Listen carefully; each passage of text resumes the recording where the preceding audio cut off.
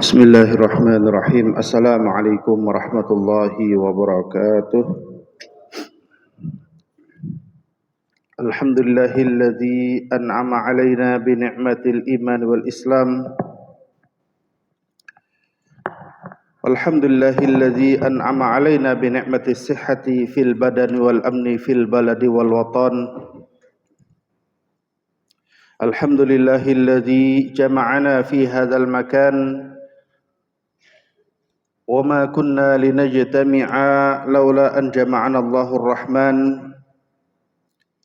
أشهد أن لا إله إلا الله وحده لا شريك له وأشهد أن محمدا عبده ورسوله لا نبي بعده اللهم صل وسلم وبارك على سيدنا محمد بن عبد الله وعلى آله وصحبه ومواله Subhanaka la ilma lana illa ma 'allamtana innaka antal alimul hakim wa la haula wa la quwwata illa billahil aliyyil azim. Rabbi shrah li sadri wa yassir li amri wahlul 'uqdatam min lisani yafqahu qawli amma ba'du. Qala Allah subhanahu wa ta'ala a'udzu billahi minasy syaithanir rajim. Bismillahirrahmanirrahim. Inna ja'alna ma'alal ardi zinatan laha linabluwahum ayyuhum ahsanu amala wa inna laja'iluna ma'alaiha sa'idan juruza am hasibta anna ashabal kahfi warraqimi kanu min ayatina ajaba. Sadaqallahul azim wa sadaqa rasuluhul karim wa nahnu ala dzalika minasy syahidin wa syakirin wa ba'du. Hadirin hadirat kaum muslimin jamaah salat subuh yang dirahmati Allah Subhanahu wa taala. Ayat yang kita baca pada subuh yang barakah ini adalah lanjutan dari surah Al-Kahfi. Di ayat yang ke-7 Allah Subhanahu wa taala berfirman, Inna ja'alna ma'alal ardi zinah. Sesungguhnya kami jadikan apa yang di atas bumi ini adalah perhiasan-perhiasan, keindahan-keindahan. Untuk apa Allah menciptakan perhiasan dan keindahan tersebut? Tidak lain adalah untuk menguji manusia. Ayyuhum ahsanu amala. Siapa yang terbaik di antara mereka amalnya. Jadi amal itu ada yang terbanyak, ada yang terbaik. Kalau banyak dan baik sekaligus itu lebih baik, lebih bagus. Tapi kadang ada amalan sedikit tapi nilainya lebih besar daripada amalan banyak. Dan itu yang perlu kita pelajari. Ada amalan yang rutinitas. Setiap malam Jumat, setiap Sabtu pagi, setiap hari Senin kita amalkan itu misalnya. Walaupun sedikit, wa in qalla, sebaik-baik amal itu adalah sesuatu yang kita rutinkan walaupun itu sedikit. Apa yang dimaksud ayyukum ahsanu amala? Dalam surah lain disebutkan allazi khalaqal mauta wal hayata liyabluwakum ayyukum ahsanu amala. Sama. Allah menciptakan kematian dan kehidupan. Pertanyaannya, kenapa kematian didahulukan daripada kehidupan? Allazi khalaqal mauta wal hayata. Allah menciptakan kematian. Ada dua jawaban. Yang pertama, memang kita dulunya mati, nggak ada apa-apanya. Lalu diciptakan, Nabi Adam diciptakan dari benda mati, lalu dihidupkan. Kemudian manusia setelahnya, orang tua kita makan beras, makan sayur, makan ikan. Yang udah mati dimakan, jadilah energi, jadilah daya. Lalu dengan ibu kita juga makan makanan, kemudian diciptakan dari benda mati, lalu hiduplah kita. Ada jawaban yang kedua, bahwa antara kematian dan kehidupan Yang paling pasti itu adalah kematian. Kalau kehidupan belum pasti. Hari ini kita hidup, besok belum pasti. Hari ini kita nyaman, besok belum pasti. Tetapi yang namanya kematian itu adalah pasti. Pasti. Waktunya saja kita tidak tahu. Sehingga Allah dahulukan dalam surah Allazi khalaqal mauta wal hayata liyabluwakum ayyukum ahsanu amala. Itu surah apa Pak ya? Surah Al-Muluk ya. Surah Tabarak. Tabarakalladzi biyadihil mulku wa huwa ala kulli syai'in qadir. Allazi khalaqal mauta wal hayata liyabluwakum ayyukum ahsanu amala. Ada para sahabat bertanya, ya Rasulullah, amal terbaik itu apa? Setiap yang bertanya, jawabannya beda. Ada yang bertanya orangnya kuat, gagah. Al-jihadu fi sabilillah. Kata Rasulullah, amalan terbaik itu berjihad. Ada yang bertanya seorang anak, dia nampaknya kalau berjihad kurang pas. Kemudian kalau ibadah lain kayaknya kurang pas. Ditanya sama ya Rasulullah, kamu punya orang tua enggak? Ayah ibu? Ada. Karena anaknya masih muda. Amalan terbaik adalah birrul walidain, berbakti kepada kedua orang tua. Ada lagi yang bertanya, rupa-rupanya yang bertanya ini orang yang punya duit. Kira-kira jawaban Rasulullah apa? Birrul walidain kayaknya kurang pas. Orang tuanya udah enggak ada. Jihad juga kurang pas. Al-infaq fi sabilillah, infak di jalan Allah. Ada orang yang bertanya dan lain sebagainya, jawabannya as-salatu ala waqtiha. Salat tepat waktu. Sehingga amalan-amalan terbaik itu tergantung siapa kita. Dan kalau bisa kita mengamalkan setiap amalan terbaik tersebut, maka itu adalah yang terbaik.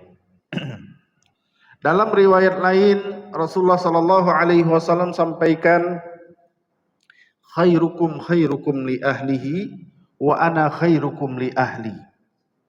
Sebaik-baik kalian, sebaik-baik kita, sebaik-baik manusia adalah orang yang paling berbuat baik pada keluarganya. Aku ini contoh orang berbuat baik pada keluargaku. Jadi kalau ditanya amalan terbaik itu siapa aja yang bisa mengamalkan? Semua kita bisa mengamalkan. Siapapun kita, apapun latar belakang kita, ayat ini, ayat surah Al-Muluk, kita bisa mengamalkannya. Menjadi manusia-manusia terbaik. Berbuat baik pada keluarganya. Keluarga itu siapa Ustadz? Saya kan nggak punya istri. Yang keluarga itu berarti ayah ibu. Ayah ibu sudah tidak ada, saya sudah punya istri dan suami, itu keluarga terbaik. Saya juga punya anak, itu keluarga. Berbuat baik, bakti kepada ayah ibu, pada pasangan, pada anak keturunan, pada saudara-saudara, itu adalah keluarga kita. Maka berbuat baktilah, berbuat baiklah pada keluarga kita. Dan Rasulullah sampaikan, aku adalah contoh orang yang berbuat baik pada keluargaku. Dalam riwayat lain juga disampaikan dalam ayat Al-Quran, wa atizal qurba haqqahu wal miskin wa ibnas sabil. Ada selain keluarga namanya karib kerabat. Ada karib kerabat dekat, ada karib kerabat jauh. Masih dalam lingkaran keluarga kita. Cuman kalau yang tadi namanya keluarga diharamkan saling menikah, ini ada keluarga jauh, sepupu. Kemudian selain sepupu apa Pak? Sepupu 2 kali, sepupu 3 kali, dan lain sebagainya. Itu namanya karib kerabat. Mari jalin silaturahim. Ada namanya fakir miskin. Itu Allah sandingkan keluarga dengan fakir miskin. Allah sandingkan. Ada namanya Ibnus Sabil. Ibnus Sabil itu orang yang dalam perjalanan.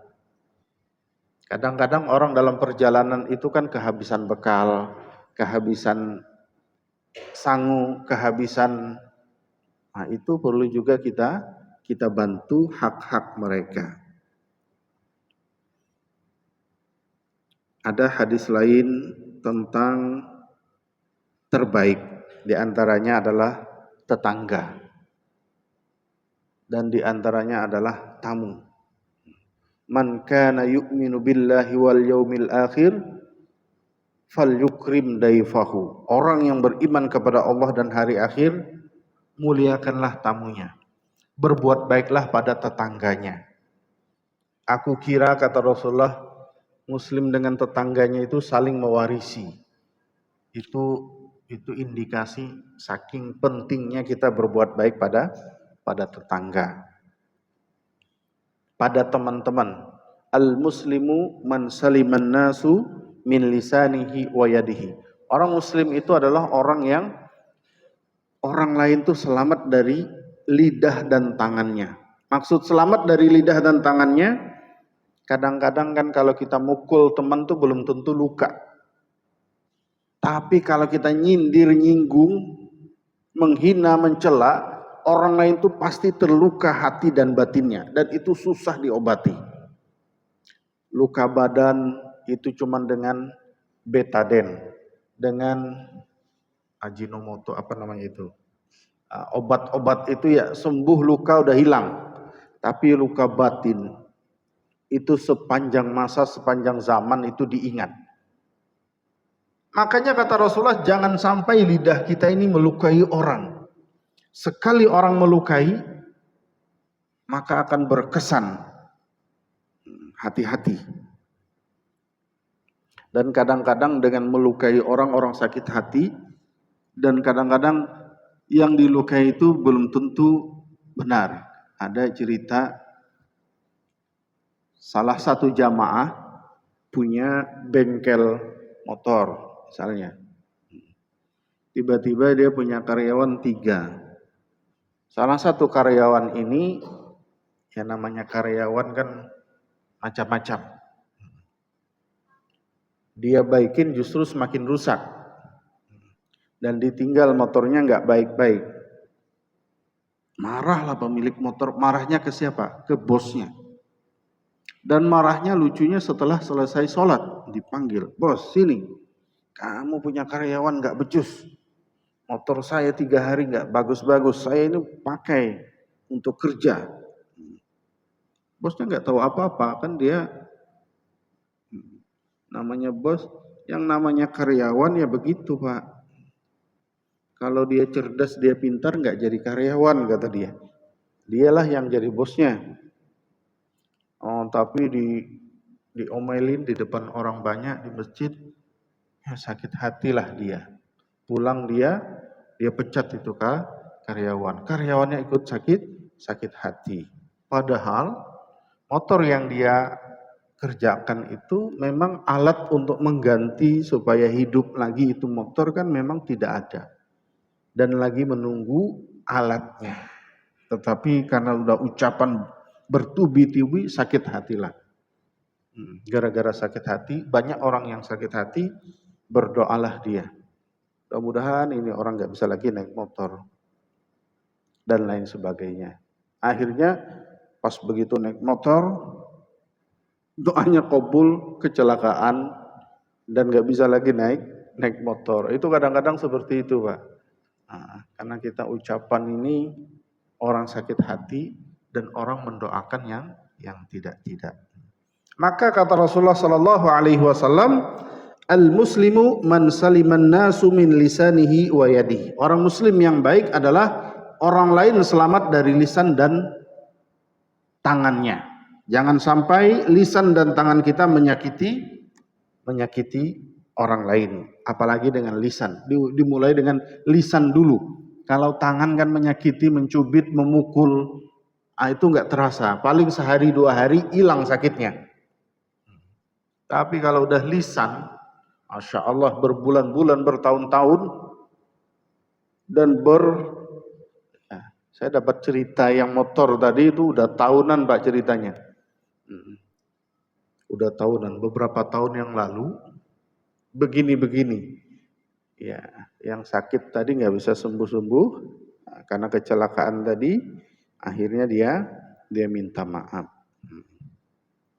Dan pun setelah minta maaf masih ada bekasnya.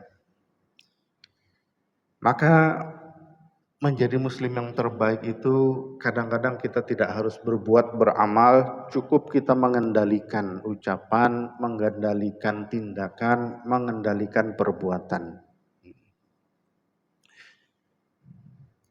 Kemudian ayat ini lanjut berbicara tentang kisah, yaitu kisah Ashabul Kahfi warraqim kanu min ayatina ajaba. Disebutkan kisah Ashabul Kahfi. Orang-orang Yahudi, orang-orang musyrikun, orang-orang ahlul kitab ini menguji kebenaran Al-Quran dan menguji kebenaran Nabi Muhammad SAW. Bagaimana caranya mereka menguji? Mereka menguji dengan bertanya. Yas'aluna wa yakhtabiruna wa yamtahinuna. Mereka bertanya, mereka ingin tahu dan mereka menguji pertanyaan tersebut. Kira-kira Nabi Muhammad ini tahu gak jawabannya? Apa yang mereka tanyakan? Yang mereka tanyakan itu satu, tentang ruh. Yang kedua tentang Ashabul Kahfi. Yang ketiga tentang Zulkarnain. Ruh Ashabul Kahfi warraqim. Raqim ini jumlahnya kira-kira berapa? Karena di kalangan Yahudi saat itu, di kalangan Ahlul Kitab saat itu, di kalangan musyrikun saat itu jumlahnya beda-beda. Ada yang mengatakan 7, ada yang mengatakan 5, ada yang mengatakan 4. Saat Al-Quran diturunkan, perlu kita fahami, ada beberapa tingkatan manusia saat itu. Ada namanya Yahudi. Yahudi ini orang-orang yang sudah merubah kitabnya Nabi Musa, namanya Yahudi. Ada Nasrani. Nasrani ini orang-orang yang sudah merubah kitabnya Nabi Isa. Itu Nasrani. Ada yang ketiga Ahlul Kitab. Kalau Yahudi, Nasrani sudah menciptakan Tuhan-Tuhan baru. Yahudi ini punya Tuhan sendiri sudah. Nasrani ini punya Tuhan sendiri sudah. Yang ketiga ini Ahlul Kitab. Ahlul Kitab ini Tuhannya masih Tuhannya Musa, Tuhannya Isa, Tuhannya Ibrahim. Masih belum musyrik. Kalau dua orang ini sudah musyrik. Dilarang menikahi perempuan Yahudi, dilarang menikahi perempuan Nasrani. Kenapa? Karena sudah musyrik. Tetapi Ahlul Kitab itu masih boleh kita menikahinya. Dia menyembelih hewan, hewannya boleh kita makan. Itu Ahlul Kitab. Sehingga berbeda ya. Yahudi, Nasrani, Ahlul Kitab. Ahlul Kitab itu masih mencari kebenaran dan masih menunggu datangnya Nabi terakhir, yaitu Nabi Muhammad. Itu Ahlul Kitab. Ada golongan keempat itu Majusi. Majusi itu kalau Yahudi ini turunan Nabi Musa. Apa namanya? Agama Nabi Musa. Kalau Nasrani ini lahirnya dari kepercayaan Nabi Isa. Kalau Ahlul Kitab ini nabi-nabi semuanya, Nabi Musa, Nabi Isa, tapi masih belum memiliki Tuhan baru. Kalau Majusi ini punya Tuhan baru tapi bukan agama samawi. Kemudian ada namanya musyrikun, penyembah berhala. Ini lain lagi. Kalau 2, 3 yang pertama ini lahir dari agama samawi, agama para nabi. Yang 2 terakhir ini lahir dari pemikiran manusia menciptakan Tuhan-Tuhan sendiri. Ada musyrik, ada Lata, ada Uzza, ada patung-patung berhala yang mereka ciptakan jadi Tuhan. Ada yang golongan yang ke-6 tidak mengikut 5 agama ini, yaitu disebut dengan Ahlul Fatrah. Millata Ibrahim Hanifah. Contohnya siapa? Kalau ditanya Abdul Muthalib, kakeknya Nabi itu agamanya apa? Bukan Yahudi, bukan Nasrani, bukan juga Ahlul Kitab, bukan juga Majusi, bukan juga orang musyrik. Keluarga Nabi itu namanya zaman Ahlul Fatrah. Mereka nggak punya agama. Nggak punya agama dan mereka juga percaya Tuhan, tapi yang diikuti saat ini itu nggak tahu siapa. Sehingga disebut dengan Ahlul Fatrah. Wa ma kunna mu'adzibina hatta nab'atsa rasula, itu ayatnya. Kami tidak menyiksa mereka sampai datang rasul utusan. Sehingga kepercayaan Ahlussunnah wal Jamaah, Imam Suyuti mengatakan keluarga-keluarga zaman itu yang bukan Yahudi, bukan Nasrani, bukan Ahlul Kitab, bukan Majusi, bukan penyembah berhala, itu disebut dengan ahlul fatrah dan mereka selamat dari siksa neraka. Kecuali nanti Nabi Muhammad sudah ada, lalu Nabi Muhammad berdakwah dan mereka tidak beriman, itu golongan mereka tidak beriman, kafir namanya. Sehingga kalau Nabi Muhammad bercerita tentang ayah dan bapak kita itu di neraka, itu bukan ayah kandung, bisa jadi paman. Karena paman itu disebut dengan abu ya. Itu yang perlu difahami.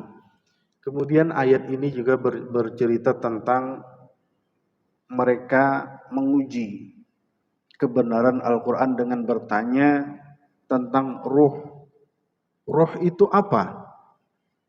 Maka dijawab dalam Al-Quran, yas'alunaka 'anir ruh, qulir ruh min amri rabbi wa ma utitu minal ilmi illa qalila. Mereka bertanya tentang ruh. Ruh yang ada dalam tubuh kita ini kan ada ruh.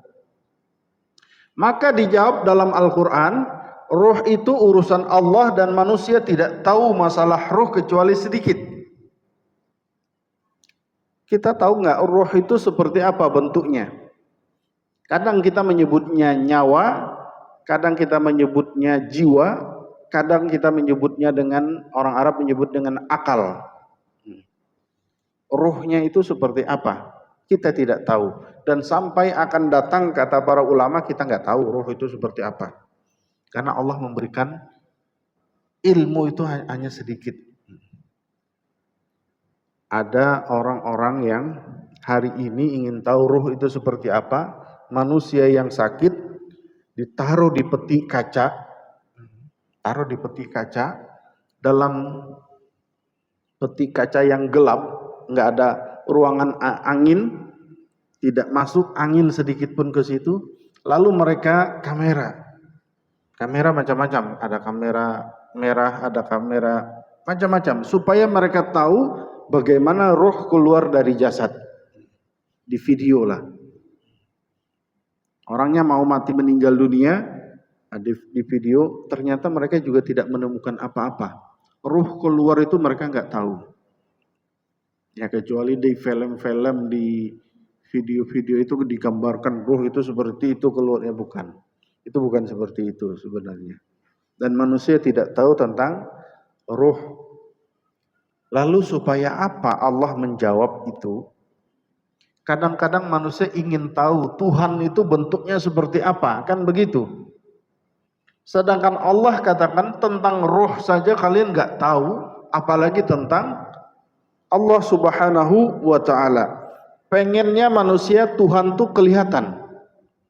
Bentuknya seperti ini, duduknya seperti ini, kepalanya seperti ini, wajahnya seperti ini. Pengennya manusia. Sehingga manusia itu menghayal-khayal, membayang-bayang, menggambar-gambarkan tentang Allah Subhanahu wa ta'ala. Maka dalam ilmu akidah, semua khayalan, semua gambaran, semua bayang-bayang tentang Tuhan itu adalah batal.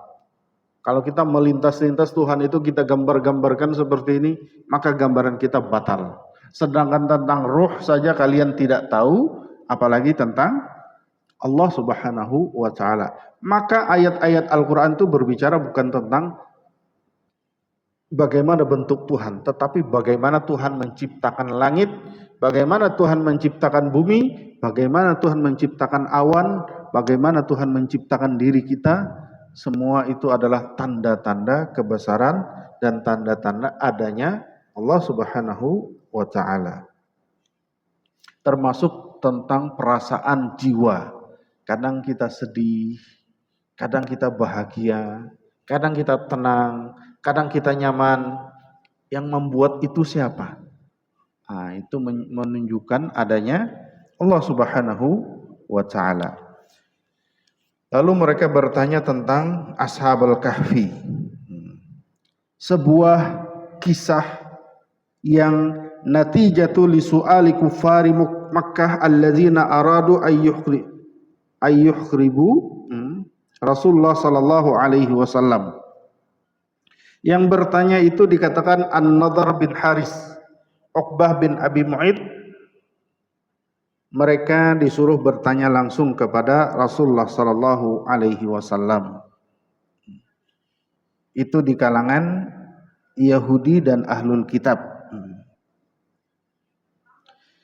In aradtum ma'rifata sidqa Muhammadin fas'aluhu an salasah. Kalau kamu ingin tahu kebenaran Nabi Muhammad, tanyalah 3. Yang pertama, tanyalah tentang ruh. Yang kedua, tanyalah tentang Ashabul Kahfi. Yang ketiga, tanyalah tentang Zulqarnain. Maka turunlah surah Al-Kahfi secara satu surah. Satu surah. Biasa kan turun surah itu kan berkeping-keping atau berjilid-jilid. Nah, ini tidak langsung satu surah turun. Nih surahnya. Kata Rasulullah sallallahu alaihi wasallam, "Ukhbirukum bima sa'altum anhu ghada." Saya tunggu besok. Besok nanti Jibril akan datang. Rasulullah yakin. Biasanya kalau ada yang bertanya Jibril datang, ada yang bertanya Jibril datang, ada yang bertanya Jibril datang. Besok saya kasih tahu. Kenapa Rasulullah menjawab begitu? Karena hari ini pun Rasulullah nggak tahu jawabannya itu seperti apa, nggak tahu. Dan Rasulullah meyakinkan mereka besok saya akan kasih tahu. Ternyata besok Jibril nggak datang. Bingung Rasulullah. Besoknya nggak datang lagi. Besoknya nggak datang lagi. Maka ayatnya berbunyi, jangan engkau katakan ini aqulu ghada. Apa ayatnya itu? Wala taqulanna li syai'in inni fa'ilun dzalika ghada illa ayyasha Allah. Ini kata-kata insya Allah itu penting. Kalau ditanya kapan? Besok. Kapan? Besok. Kapan? Besok. Orang Mesir itu senang begitu. Orang Arab itu terutama senang. Inta ta'ti bukrah. Kita udah antri-antri panjang, minta visa, minta perpanjangan visa. Nanti panjang-panjang. Udah itu kata dia, ta'ti bukrah, besok kamu datang.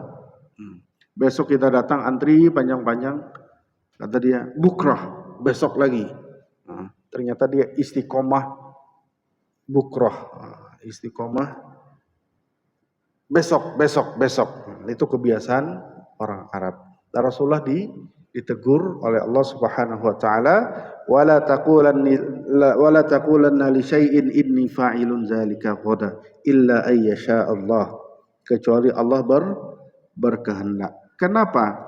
Karena Jibril tidak datang sehari, 2 hari, 3 hari ditunggu-tunggu enggak datang. Ternyata konon katanya setelah 1 minggu orang Yahudi bertanya, ada yang mengatakan setelah 15 hari, 2 minggu, barulah Jibril datang dengan surah Al-Kahfi.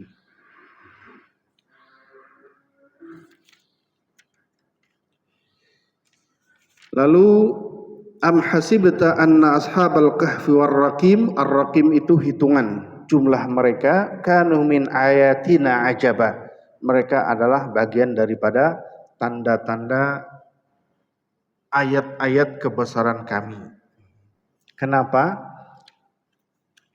Id awal fityatu ilal kahfi faqalu rabbana atina min ladunka rahmatan wa hayyi lana min amrina rasyada fadarabna ala adhanihim fil kahfina sinina adada dan seterusnya. Dimulailah ayat ini berbicara tentang ashabul kahfi. Mereka berada di dalam gua, dikejar oleh bala tentara karena mempertahankan keimanan mereka. Lari mereka ke dalam gua dan dikejar oleh tentara. Dan mereka tertidur selama beratus-ratus tahun. 5 labithu abada. Kami kisahkan kepada mereka, kepada kalian, kisah yang sebenar-benarnya. Innahum fityatun amanu. Mereka adalah pemuda-pemuda yang beriman. Karena waktu itu raja, ini Ashabul Kahfi ini setelah Nabi Isa alaihissalam. Jadi setelah Nabi Isa tidak ada lagi nabi-nabi kecuali nanti Nabi Muhammad sallallahu alaihi wasallam. Kemudian agama tauhid sudah sedikit sekali, sudah mulai habis. Tinggallah beberapa keluarga yang masih beriman. Dan di antara keluarga tersebut ada pemuda-pemuda yang mereka disuruh untuk tidak beriman lagi. Karena kepentingan politik dan kepentingan duit. Kenapa? Ya karena kalau mereka beriman kepada Allah dan Rasulnya, raja tidak punya pemasukan, penghasilan. Sehingga dan raja pun punya kerjasama dengan raja-raja yang di luar. Maka mereka disuruh untuk tidak beriman, tapi mereka melawan. Dan malam itu mereka dikejar, dihabisi. Ini pemuda-pemuda ini yang menjadi pengacau. Kalau pemuda ini habis, keluarganya maka ikut habis. Tidak ada lagi penopang kehidupan mereka. Dan orang-orang di sekitarnya juga tidak akan ada yang berani lagi. Ini berapa orang ini aja lagi jadi provokator, kata raja. Tangkap. Akhirnya mereka lari dan mereka bersembunyi di dalam gua. Lalu kata tentara, jaga sampai mereka keluar.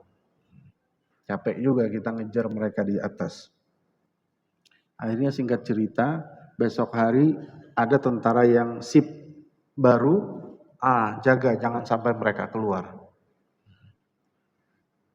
Akhirnya beberapa hari gak keluar-keluar, didatangi mereka sampai naik ke atas. Pertanyaannya, kenapa orang yang sudah naik ke atas gua tersebut tidak bisa menangkap pemuda-pemuda tadi? Ini adalah sebuah keajaiban. Lawit tala'ta alaihim lawallaita minhum firara wala mulita minhum ru'ba. Mereka tertidur dalam keadaan seakan-akan duduk. Dan duduknya mereka itu seakan-akan sambil musyawarah. Dan begitu orang melihat terkejut. Langsung takut karena ada manusia itu kan punya wibawa, punya punya karismatik. Kalau orang berjalan dekat dia takut. Itulah yang terjadi saat tentara-tentara mengejar pemuda-pemuda Ashabul Kahfi naik ke atas. Mereka melihat wibawa gerak-gerik padahal dalam keadaan tidur. Dilihat dari jauh bukan tidur, tetapi mereka sedang musyawarah, duduk-duduk seperti duduknya kita hari ini. Kaget.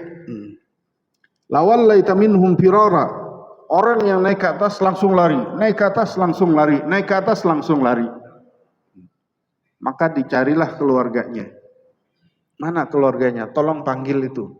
Keluarganya pun naik ke atas langsung lari. Gak ada yang mampu melihat wajah pemuda Ashabul Kahfi ketika Allah menitipkan wibawa kepada mereka. Wala mulita minhum ru'ba. Orang yang melihat itu pasti ketakutan. Apa pelajaran dari ayat ini? Maka Allah Subhanahu wa taala kalau memberi satu orang itu sebuah kemuliaan, sebuah kehebatan, maka insya Allah manusia lain khawatir, takut, dan segan. Segan Pak ya, segan dan nggak mau datang, nggak mau menoleh. Itu yang terjadi. Wa rafa'na laka zikra. Maka dalam doa kita salat itu kan Rabbi firli warhamni wajburni warfa'ni, ya Allah tinggikan derajatku, sehingga kita itu tidak mudah untuk dihina, tidak mudah untuk kita membawa izzatul Islam namanya, izzatul tauhid, agama tauhid, agama yang benar, agama Islam. Itu terjadi seperti itu sampai berbulan-bulan, sampai bertahun-tahun, sampai Allah melupakan mereka. Maka dianggap mereka meninggal dunia dalam keadaan orang lain takut melihatnya. Sudah dibiarkan saja terkubur di sana. Sampai berpuluh-puluh tahun, sampai beratus-ratus tahun, 300 tahun kemudian mereka hidup, turun kembali ke masyarakat dan membawa baju mata uang yang berbeda dan pulang ke rumah, salah satu pulang ke rumah, maka warga tersebut kaget. Ada seorang kakek tua di situ. Siapa kamu? Saya pemilik rumah ini. Loh, ini rumah warisan kakek kami, datuk kami. Siapa namamu? Nama saya ini. Loh, nama kamu itu sama dengan nama datuk kami yang berada dalam gua. Kata pemuda tadi, iya saya yang dalam gua ini. Dan kamu siapa? Ternyata dia berdialog sama salah satu anak dari cucunya. Cucunya udah nggak ada. Anak dari cucunya. Ya kan? Dia, anak, cucu ini punya anak ini punya cucu lagi. Maka generasi kelima, dia berbicara dengan generasi kelima yang sudah tua renta, sedangkan dia masih muda, terkejut sekali.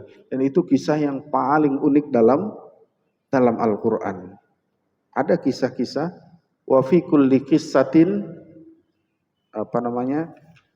ahsanul qasasi fi babihi. Kalau kita bercerita kisah dalam Al-Quran itu kisah-kisah terbaik. Kita tadi kan mau syuruk, katanya ada tanya jawab dan ada doa khususan kepada saudara kita Bapak Muin yang sedang sakit. Sebelum kita berdoa, ada Bapak yang mau bertanya dulu. Sebelumnya kalau tidak salah ada yang tanya begini, Ustadz, dalam sujud kita kan nggak boleh doa-doa dari bacaan Al-Quran. Itu memang hadis Nabi SAW, la taqra'ul Quran, la taqra'u ayat min ayatillah fi sujud. Jangan membaca Al-Quran dan membaca ayat dalam sujud. Nah, itu. Jadi dalam sujud itu kita jangan berdoa dengan doa yang ada dalam Al-Quran. Karena apa? Karena larangan baca ayat-ayat Al-Quran dalam sujud. Itu hadis Nabi, ya. Doa dalam sujud itu apa? Ya doa kita dalam hati, permintaan dunia. Imamnya sujudnya enggak lama, bolehkah kita sujudnya lebih lama dari imam? Yang afdalnya ngikuti imam. Imam bangkit, kita bangkit juga. Kan kadang-kadang ada orang yang imam sudah bangkit, dia masih sujud.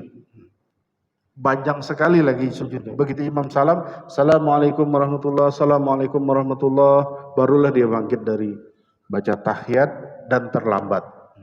Itu gimana? Ya afdalnya ya imam bangkit dari sujud, kita bangkit juga. Itu yang afdal. Innama ju'ilal imam liyutamma bih. Lalu kapan kita berdoa saat sujud? Waktu salat sendirian. Waktu salat sendirian, habis jamaah, ada salat syuruk, ada salat duha, ada salat ba'diyah. Disitulah sendiri nggak apa-apa panjang-panjang. Boleh nggak Ustaz imam panjang, kecuali imam mengumumkan. Kata imam, jamaah yang dimuliakan Allah, karena malam ini adalah malam Ramadan dan kita berdoa masing-masing dalam sujud kita. maka sujud terakhir nanti panjang. Itu biasa di pondok-pondok. Kami di pondok begitu, Pak. Imamnya kakak kelas, bukan ustadz. Imam mengatakan sujud kita panjang-panjang dan semua murid harus ngikutin. Salat tahajudnya kurang lebih 1 jam, sujudnya pun 1 jam. Yang tidak kuat sujudnya sambil tidur, ya sambil tidur. Dan pesan sama temannya yang di samping, kalau sudah bangkit dari sujud, senggol. Ternyata temannya juga ketiduran. Satu saf itu ketiduran semua. Enggak ada yang nyenggol begini. Itu kan di pondok, Pak. Karena imam mengatakan malam ini sujudnya kita lama dan doanya lama. Begitu imam sujud panjang sekali. Lumayan juga. 1 jam, jangankan 1 jam, 10 menit pun ketiduran, Pak. Kalau kita nggak punya doa, makanya kita itu harus punya doa. Kadang-kadang orang masuk raudhah kan ya, Masjid Nabawi. Ustaz, saya tuh bingung mau doa apa. Jadi setelah sholat saya doa, udah 5-10 doa, udah langsung, belum diusir sama Arab, udah pulang saya.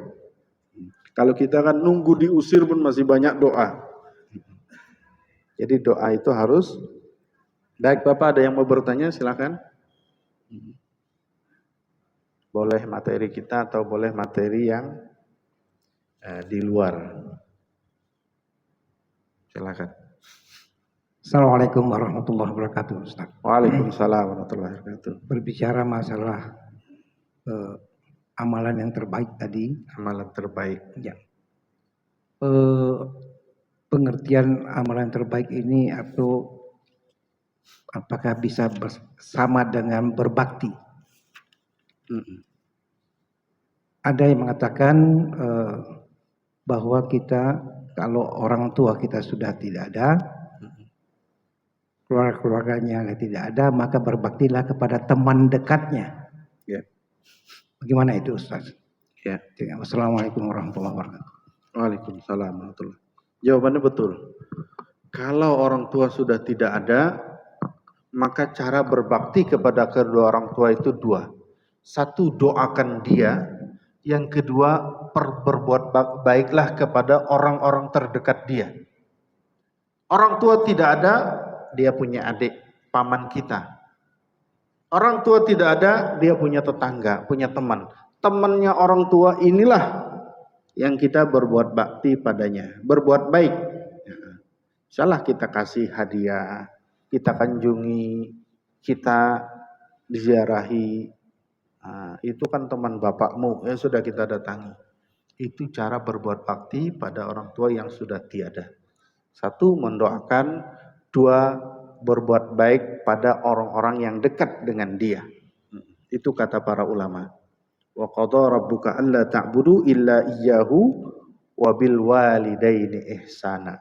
Dalam ayat Al-Qur'an, larangan syirik, larangan menyekutukan Allah, dan anjuran taat pada Allah, setelahnya pasti anjuran taat pada kedua orang tua. Cara taat kepada kedua orang tua dengan 2 cara tadi. Ya, terima kasih. Ada yang lain? Ya, silakan. Waalaikumsalam warahmatullahi wabarakatuh. Ustadz, ini kalau kita menyimak atau mendengarkan cerita tentang surat Al-Kahfi itu luar biasa ya, banyak kisah-kisah yang ajaib. Ya, selain tadi Al-Kahfi tentang Ya'juj Ma'juj, tentang Nabi Khidir dan lain-lain lah. Ya. Yang ingin saya tanyakan ini Ustaz, kan ada ini anjuran atau saya bilang ya, sebagian mengatakan sunnah untuk membaca Al-Kahfi itu setiap malam Jumat atau malam Jumat. Ya. Tapi di sini saya baca itu ada khilaf di antara ulama Ustaz. Yang saya tanyakan, hadis yang sahihnya itu gimana Ustaz, sama ashabul nuzulnya itu gimana kok sampai dianjurkan membaca Al-Kahfi setiap Jumat itu, Mas? Iya, terima kasih. Anjuran Ustaz yang benar itu surah Al-Kahfi malam Jumat atau siang Jumat. Barang siapa yang membaca ayat atau surah tersebut, maka dia selamat dari fitnah dunia dan selamat dari fitnah dajjal. Itu hadisnya hadis sahih. Maka anjuran membaca surah Al-Kahfi malam Jumat atau siang Jumat itu hadisnya adalah hadis yang sahih. Jadi sahih Pak hadisnya itu. Jadi bukan bukan ragu lagi kita. Itu hadisnya hadis sahih. Ya.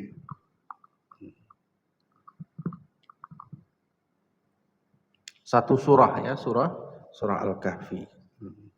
Selamat dari fitnah dunia itu maksudnya kita tidak terganggu dunia dalam beribadah. Banyak orang gara-gara dunia tidak mampu beribadah. Ini dia selamat dari fitnah dunia, kemudian selamat dari fitnah dajjal. Dajjalnya belum ada, fitnahnya sudah ada. Nah, fitnah dajjal diantaranya adalah iming-iming tentang nikmat semu. Ya, nikmat neraka itu diiming-imingkan oleh dajjal. Banyak orang mengira ini itu nikmat padahal tidak.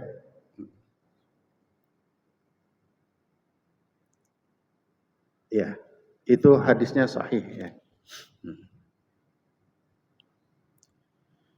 Baik, yang lain?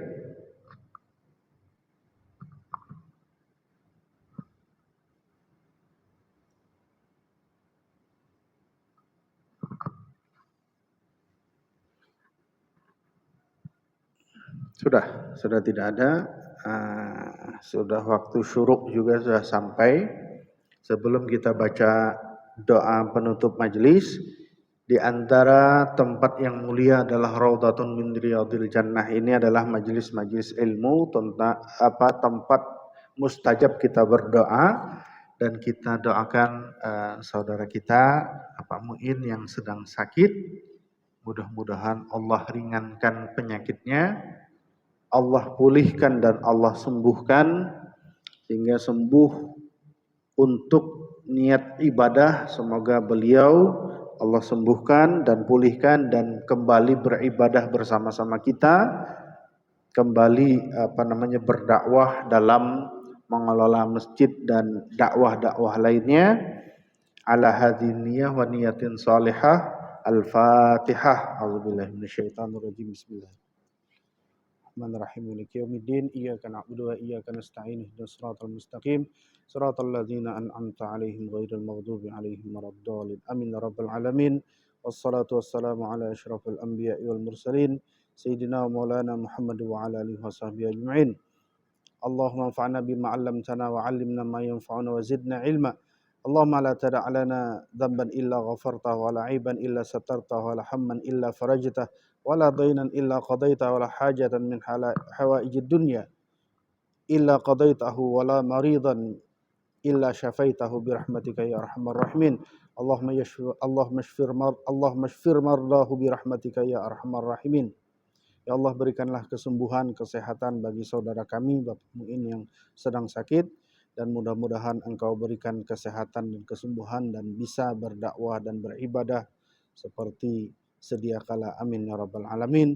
Rabbana zalamna anfusana wa illam taghfir lana wa tarhamna lanakunanna minal khasirin.